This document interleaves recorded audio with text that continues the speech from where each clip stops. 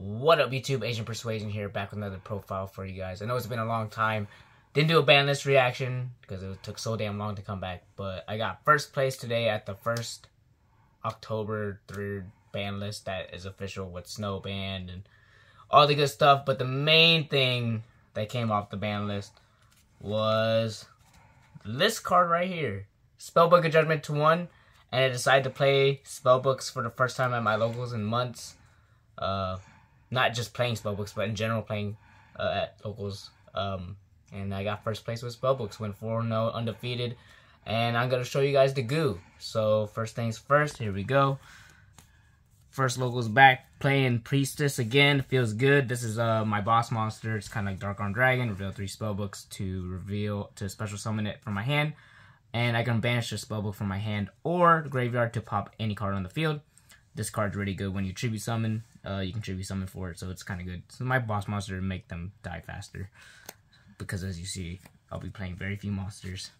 3 Spellbook Magician of Prophecy. This is one of the best normal summons in the deck. It gets you any Spellbook card from your deck, so he gets you anything. And it also works when it's flipped face up.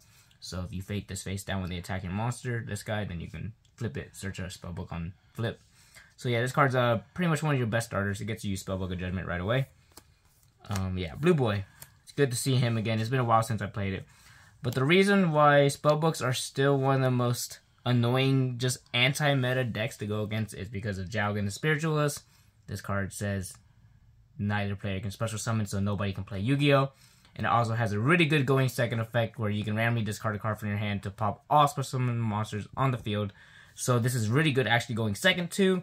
If you compare it with cards like Dark Ruler or Mystic Mind, then this card is just crack. So yeah, Yugioh, this is one of the best cards in your deck. Even just normal summoning is very good in this build because I am a control build. So yeah, control Spellbooks, this is what this deck is.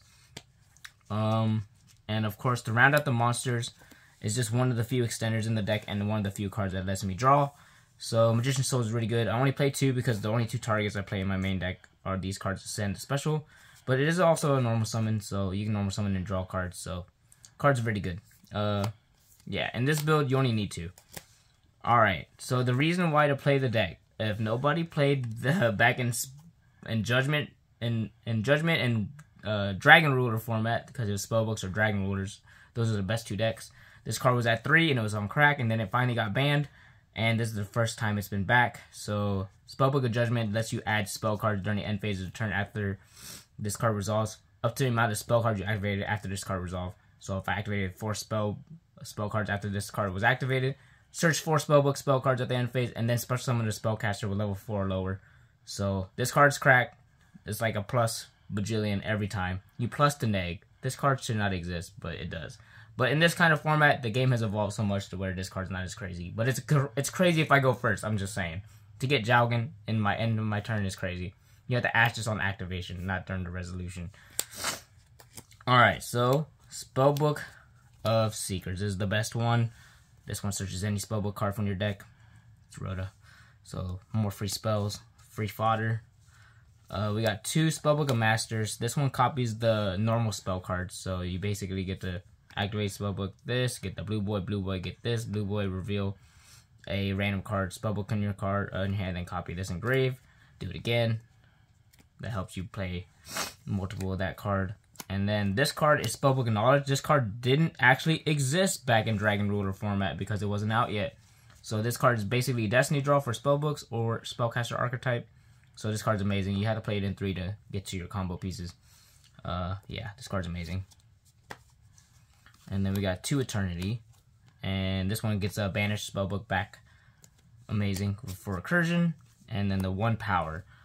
Just play the 1 just because, like, if you draw this, or if you go against like one monster with a very simple like game state, you can normal summon Blue Boy to get this, to get things going. So, search you any Spellbook you want, but you only need 1 in this kind of version. And then the best spell card that you're basically searching for at every point is Spellbook of Fate. This card lets you banish 1 to return a spell trap, banish 2 to Book of Moon or Book of Teiyu, and then banish 3 to non-target banish. Yeah, you gotta have a face of Spellcaster though. That's the only condition. The card's crazy. Spellbook of Fate.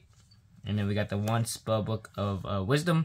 It's kind of like a Forbidden Lance. You choose spell trap on a spellcaster type monster you control, and it's unaffected by the spell or trap, depending on which one you did. This is mainly for impermanence on your Jowgen. Once I have the setup, which we will see, my soft lock, then you search this instead of Fate, because you're probably going to be able to protect it from a battle or summon. We play in Spellbook Control, and guess what this card does? It's Imperial Order on crack, guys. But when you pair Spellbook of Judgment resolving in the end phase, special summoning this, and then having a Secret Village, there's very few cards in the game after that to play. You gotta draw Imperm, and then by then I'll probably have a setup. It's crazy. It forces your opponent to have things very early, or they just can't play Yu-Gi-Oh. So yeah, 3 Secret Village of the Spellcasters, and then we got the 2 Mystic Mine. This is just in case I lose a die roll. It's also just one of those really good generic cards that are busted. It's a spell card, and this is really good with Jowgen going second, so yeah. And then the 1 Terraforming the Search, Secret Village or Mystic Mine, and it's a spell card activation, kind of broken.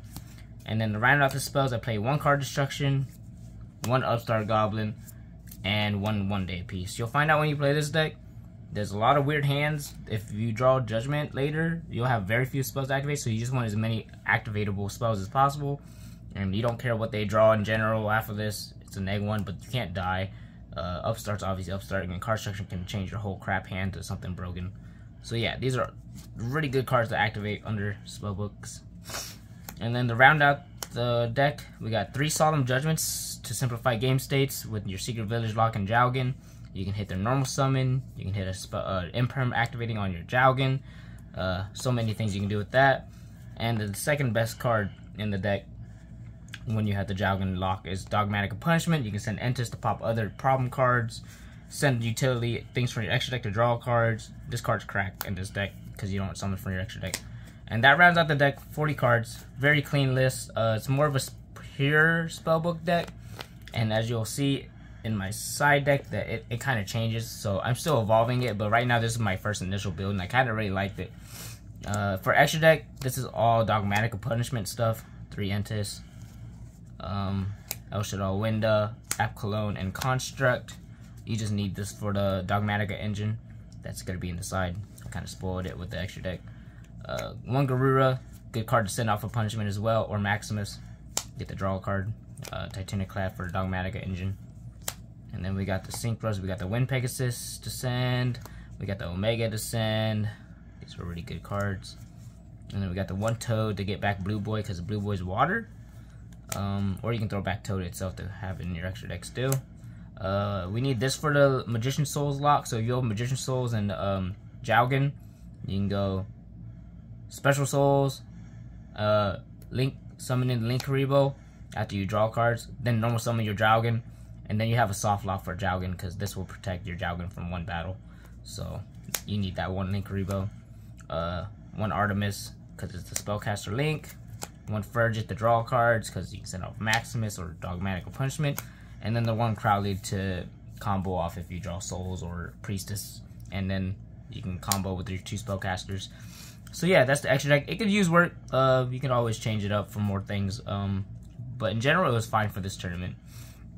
The deck is evolving, so Nadir Servant also went to 3 on this list, so we're playing 2 Ecclesia, 1 Maximus, and 1 Floor. So these cards are just generically really good spellcasters, and I'm playing a stun deck, so these just don't hinder me about going into my extra deck. So these are all good, and the reason why we're playing this at all is because Nadir Servant went back to 3, so consistency just made it way better, so I can like go second really good. Because they're never going to let me go first after Resolve Judgment, Jowgen, and Secret Village. So this is just good going first or second. So if they decide to make me go first still, having this is even just better. So yeah, Nadir Servant engine. I actually kind of want to make a few different versions of this deck. This first initial one is really good. I like it. It's more of a pure one. Next up, we got more going second cards. The 2 more Dark Ruler lets you play against boards that you can't play against. It's like the same theory with Jowgen and Mystic Mine. It's just like Dark Ruler, Jowgen, same thing. The 3rd Mystic Mine, you need it just in case. You just need to hard draw it. Some matchups, Secret Village is really bad. Next up, more going second cards because they're not gonna let us go first in general. At least no one did today. No one's gonna let me go first after doing that. 3 evenly matched to simplified game states. 1 metaverse for more Mystic Mine plays and Secret Village plays. If they really lose the Secret Village, then I know to side this and have more Secret Villages. And then the 1 Shadow Schism because of the Dogmatica engine, so you can easily access that. So yeah, that is the deck profile. So yeah, Spellbooks in 2022. I didn't think I'd ever do it again, at least with this card unbanned. I didn't think I'd be playing it with Spellbook of Judgment. It was probably the one thing that made me happiest about the list, but I do know this deck loses the Eradicator and Anti-Spell. They better have it, you know. You gotta put your opponent better have it. You do have main deck answers like Priestess. You have main deck answers like Punishment to pop with Entis, and then Entis can pop the Anti-Spell. But of course, those cards hurt. It's Yu-Gi-Oh! Everything hurts. It's Yu-Gi-Oh! You can win with anything, you can lose with anything, alright? So yeah, let me know what you guys think down below. Spellbook of Judgment. And yeah, so Undefeated, first logo's back.